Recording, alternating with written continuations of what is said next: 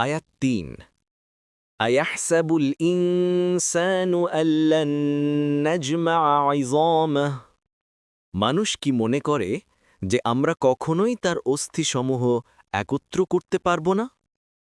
আয়াত ৪ বালা কাদিরিন আলা আন নুসাউইয়া বানানাহ অবশ্যই, হ্যাঁ, আমরা তার আঙুলের আগা পর্যন্ত পুনর্বিন্যস্ত করতে সক্ষম। তাফসীর ১ নং ফুটনোটের বিবরণ অর্থাৎ বড় বড় হাড়গুলো একত্রিত করে পুনরায় তোমার দেহের কাঠামো প্রস্তুত করা এমন কিছুই নয়।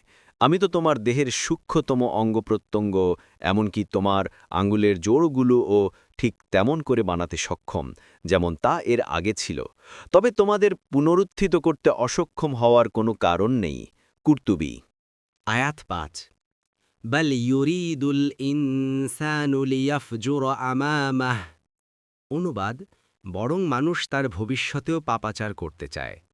১ নম্বর ফুটনোটের বিবরণ তারা যে কিয়ামত ও আখেরাতকে অস্বীকার করে তার মূল কারণ হল তারা চায় আজ পর্যন্ত তারা পৃথিবীতে যেরূপ লাগামহীন জীবনযাপন করে এসেছে ভবিষ্যতেও ঠিক তেমনি করতে পারে। আজ পর্যন্ত তারা যে ধরনের জুলুম অত্যাচার বেইমানি পাপাচার ও দুষ্কর্ম করে এসেছে ভবিষ্যতেও তা করার অবাধ স্বাধীনতা যেন তাদের থাকে।